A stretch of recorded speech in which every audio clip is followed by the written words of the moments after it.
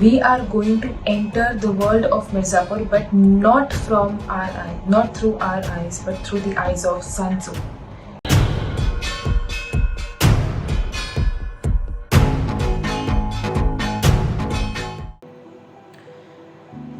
So, we are talking about part 1 and the first lesson. That is, the supreme art of war is to subdue the enemy without fighting. Sun Tzu की सबसे famous teachings में से एक है ये. The supreme art of war is to subdue the enemy without even fighting का मतलब है कि दुश्मन को कुछ इस तरीके से हराया जाए कि उसको ये रियलाइजेशन भी नहीं हो कि वो हार चुका है. अब इस केस में मुझे सबसे इंटरेस्टिंग कैरेक्टर बीना त्रिपाठी का लगता है.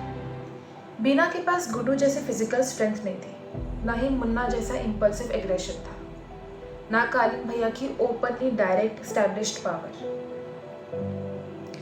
लेकिन बीना के पास एक चीज थी, that was information, and information is power.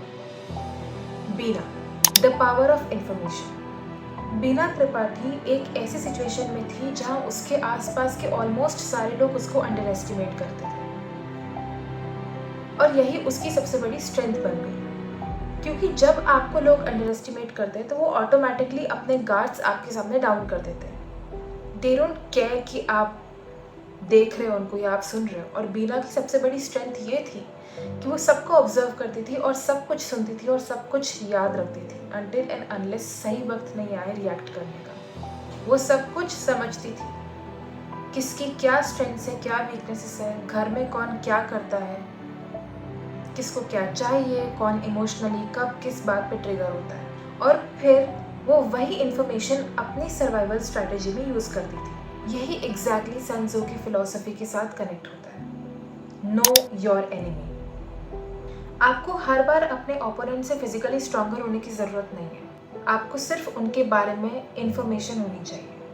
Imagine करो, दो लोग फाइट कर रहे हैं, दोनों के पास गन्स है लेट्स से, पर उनमें से एक इंसान के पास पूरी इन्फॉर्मेशन है कि सामने वाला इंसान जो उसका ओपोनेंट है वो साइकोलॉजिकली किस एनवायरनमेंट से आ रहा है, उसको कौन सी चीज़ें ट्रिगर करती है, वो किस तरीके से रिएक्ट कर चुका है इन पास्ट और उसके पास्ट के पैटर्न्स कैसे रहे हैं, और दूसरे इंसान को जो उसका ओपोनेंट है उसके बारे में कोई इन्फॉर्मेशन नहीं है. Who is more powerful? The person with more information, obviously, क्योंकि उसका ओपोनेंट उसके लिए प्रीटी मच प्रिडिक्टेबल हो गया, and that's how he knows where to attack.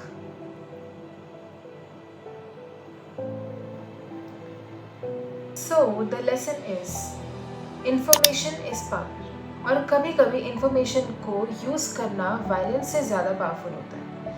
Real life में भी, कॉर्पोरेट पॉलिटिक्स में भी, रिलेशनशिप्स में भी, नेगोशिएशंस एंड पॉलिटिक्स में भी. अगर आपके पास इंफॉर्मेशन है तो आपके पास लेवरेज है automatically. Part 2 chapter 6 energy, direct versus indirect force. अब आते हैं सन त्सू के चैप्टर 5 और चैप्टर 6 के एक बहुत ही फैसिनेटिंग कॉन्सेप्ट पर, दैट इज चींग एंड की. सिंपल वर्ड्स में चींग का मतलब होता है direct expected conventional approach of attack. की का मतलब होता है indirect unexpected and unconventional way of attacking. मतलब अगर आपका ओपोनेंट एक्सपेक्ट कर रहा है कि आप राइट साइड से अटैक करोगे तो आप लेफ्ट साइड से अटैक करोगे, टू मेक इट मोर झटका, unpredictable, to make it more like a झटका. वॉर में सबसे पावरफुल चीज़ ब्रूटल फोर्स नहीं होता है, अनप्रेडिक्टेबिलिटी होती है. And this is where Guddu Pandit becomes very interesting. Guddu का ना स्टार्टिंग से लेके एंड तक पूरे सीजन में एवोल्यूशन होता है. In the very beginning Guddu is emotional, Guddu is impulsive. Guddu का रिस्पॉन्स ऑलमोस्ट प्रिडिक्ट किया जा सकता है. उसको इंसल्ट करोगे, उसकी फैमिली को हर्ट करोगे, उसको चैलेंज करोगे तो ऑफकोर्स रिएक्ट करेगा. उसकी बिगेस्ट स्ट्रेंथ है उसकी फिजिकल पावर. उसकी बिगेस्ट वीकनेस भी वही है, बिकॉज एवरीवन नोज कि गुड्डू रिएक्ट करेगा. अब सीजन्स के साथ गुड्डू इवॉल्व होता है, और यही actually the art of war का कॉन्सेप्ट है. You can not win every battle with the same sort of strategy. Guddu ये रियलाइज करता है कि सिर्फ स्ट्रॉन्ग होना इनफ नहीं है, आपको स्ट्रेटेजिक होना पड़ेगा.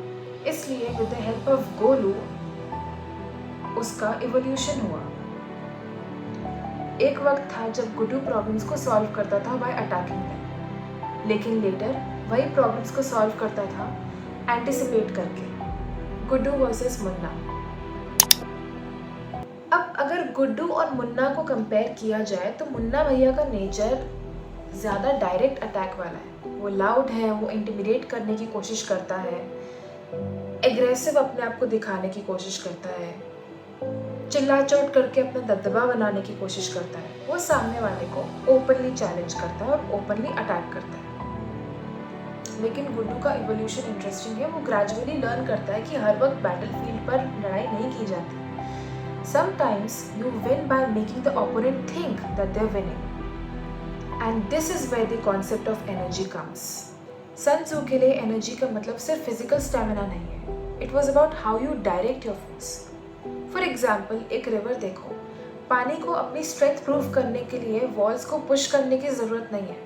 वो सिर्फ और सिर्फ अपना रास्ता ढूंढ के आगे निकलती है. स्ट्रैटेजी का भी यही प्रिंसिपल है. You don't always have to fight back, but you have to find a crack to find your way. Part 3, Chapter 1, Laying Plans. अब आते हैं मेरे फेवरेट कंपैरिजंस में से एक पर.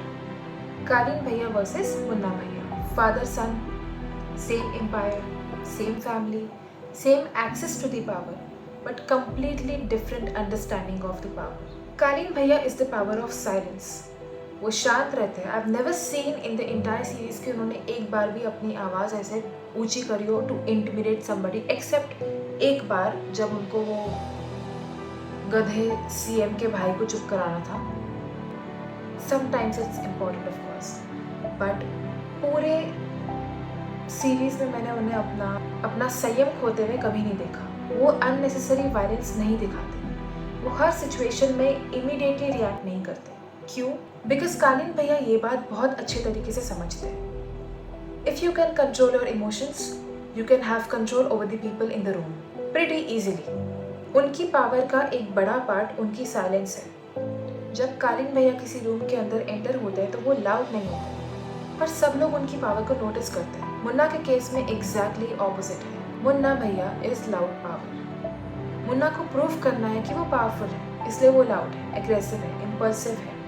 मुन्ना के लिए पावर का मतलब लोग मुझे देखें, लोग मुझसे डरें, लोग मुझे वैल्यू करें, लोग मुझे रिकग्नाइज करें. The psychology of loud versus silent power. Real life में भी आपने देखा होगा, कुछ लोग रूम में एंटर करते ही सबसे ज़्यादा बोलते हैं, अपनी अचीवमेंट्स के बारे में बताते हैं, अपनी इम्पोर्टेंस को प्रूव करने के लिए.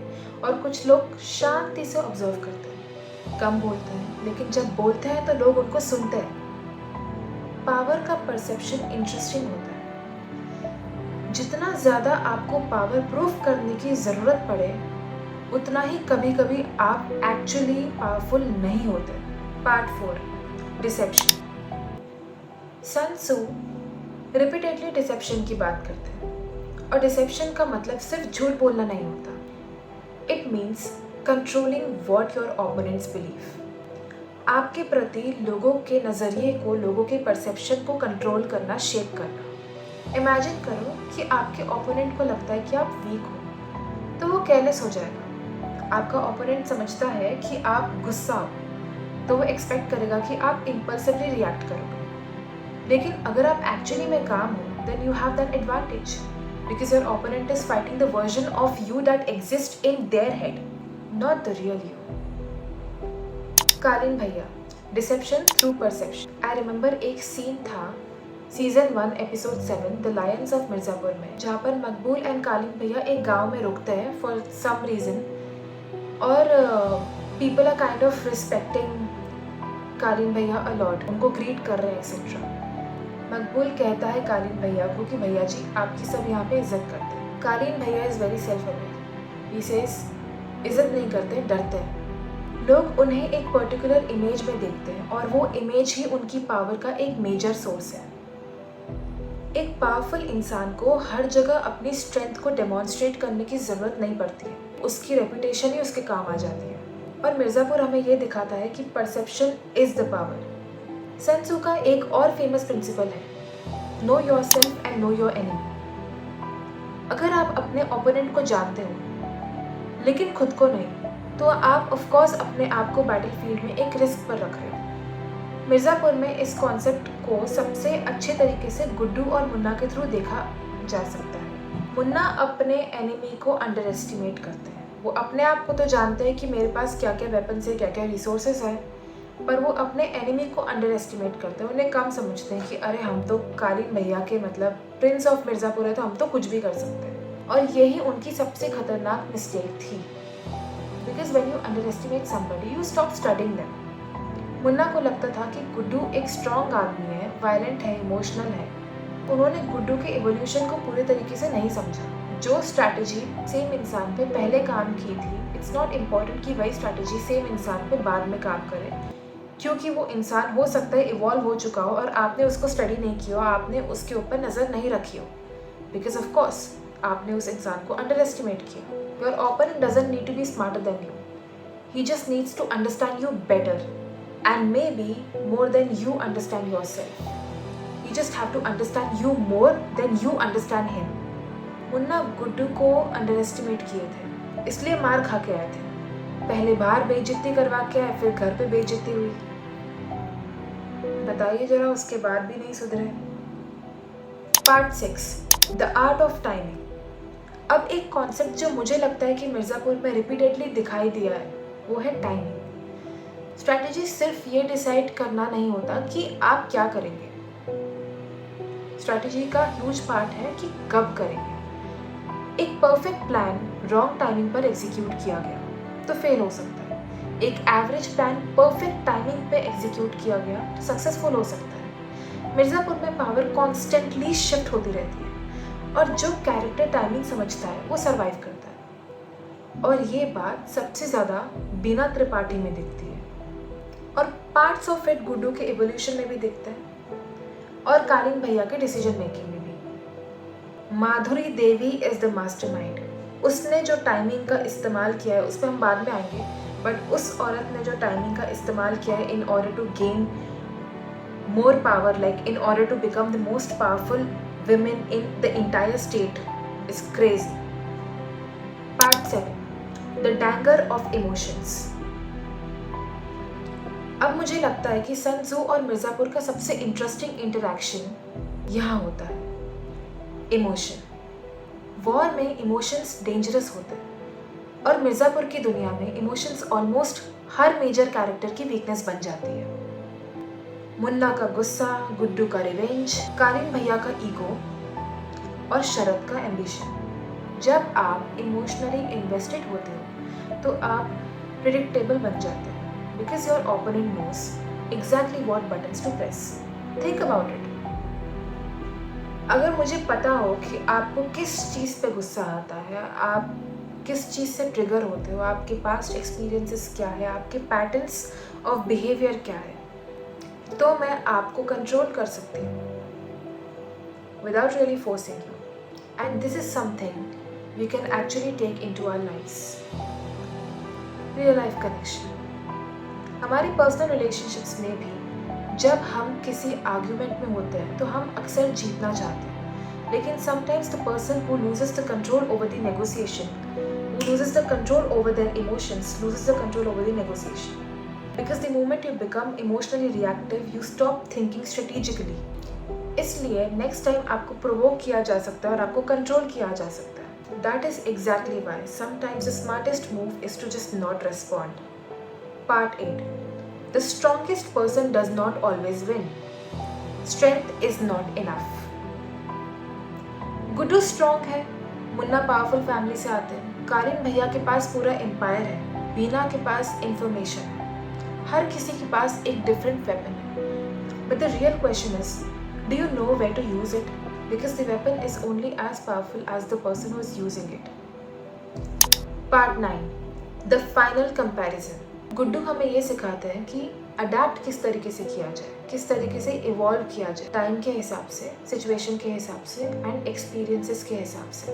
मुन्ना हमें ये सिखाते हैं कि आपकी भावनाएं आपकी बिगेस्ट वीकनेस, आपके बिगेस्ट एनिमीज बन सकती है। अगर आपकी भावनाएं आपके कंट्रोल में नहीं है तो आपको ईजीली प्रोवोक किया जा सकता है, आपको ईजीली कंट्रोल किया जा सकता है। कालीन भैया हमें सिखाते हैं कि power doesn't always need to be loud, silence भी एक स्ट्रैटेजी होती है, तहजीब तमीज़ भी एक स्ट्रैटेजी होती है। बीना हमें ये सिखाती है, information is a leverage.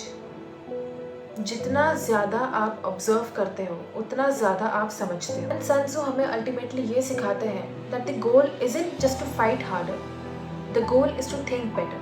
The real art of war is knowing which battles to fight.